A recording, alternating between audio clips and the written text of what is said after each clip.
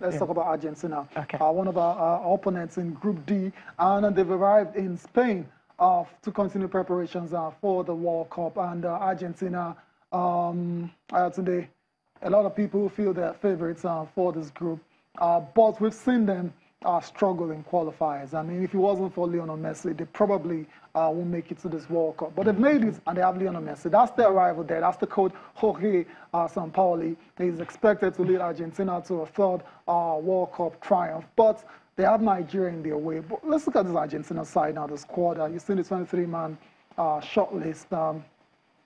Good enough to get to the final or semi-finals? Where do you think the ceiling is going to be at this World Cup? On a funny note, EA Sports, makers of FIFA, the FIFA stuff, you know, simulated the World Cup. They just released the update 2 days ago, and Argentina won. But then yesterday, in my own house, I decided to play Nigeria with the highest level, and I beat Argentina by 2-0. Why? Which stage? I mean, in the group phase. I mean, I beat Argentina by 2-1. Why? Not because their forward line was not strong. The problem for Argentina will be defensive, to be honest. Sergio Romero is the goalkeeper. Hardly was in goal for Manchester United.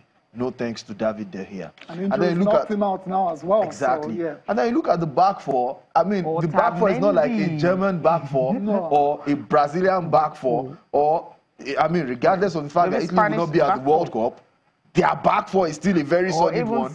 Even Spain, you know, big names and all of that. You know, you don't have them in the Argentine side. Correct. Look forward a little bit to the defensive, the holding midfield roles. And then you see people like Lucas Biglia.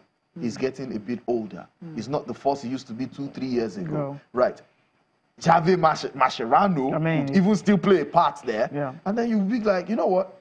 If we can do a decent job to contain those forward-going guys, those guys are the, perhaps that's what they have. Most wicked, that's the most wicked forward-line combination of any team in the World Cup this year. With Messi, Dybala, Aguero, Di Maria. Are you kidding me? You know, Gonzalo Higuain. So you think if you can defend reasonably well, even if you concede maybe not more than 1 goal, but the moment you are able to get the ball into their final third, you hope guys shouldn't be able to deal with us right there. So I mean, I won't rule out Nigeria completely, but yeah, it's Argentina. We know what they've done to us in the past. And I love the fact that they decide to play a very smaller teams. Haiti and now Israel. They'll be playing Israel before they fly, you know, to Russia in June 8th and all that. That's what I like about them. Just play these countries and all. Then while we are playing the big countries, they're playing the smaller countries to really test how good they are. Something like no injuries or anything. Just test them and give them that confidence. They can't score 8-10 goals against these countries. All right, all the best to Argentina as well too, as they get ready for the 2018 FIFA World Cup. One more before we leave the World Cup segment quickly. Peru captain Paulo Guerrero has been in the news. Everyone thought his World Cup opportunity was totally dashed after I tried to get amnesty from the FIFA president. But he fought on and on and on and on. Now he's been cleared to play at the World Cup despite a doping ban. Cecilia, what this guy has done is to take this matter to the very highest level in court, and they've given him, you know, temporarily a stay.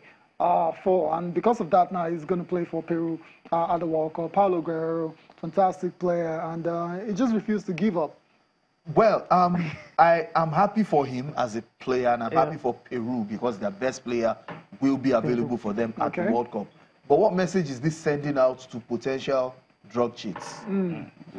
If you are the most important person in your country and your country is little compared to the other countries in the sport you guys are competing for, maybe, we can soft pedal and then we can give you an opportunity. I mean, this guy was guilty of doping.